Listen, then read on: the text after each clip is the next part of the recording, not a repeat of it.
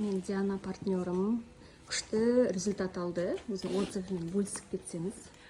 Қымбат ханымға өте үлкен рахмет айтамын. Coral Club'тағы компаниясындағы именно КМД мен солодканы ұсынған еді, және Coral майын суын. Соны ішкен кезде мен прям жөтеліп қатты болады, 2 күн, неше күн, бір аптадай жөтеліп жүрдім. Кетпейді, дәрі ішсем де ешқандай антибиотик ештеңе көмектескен жоқ, аптечный.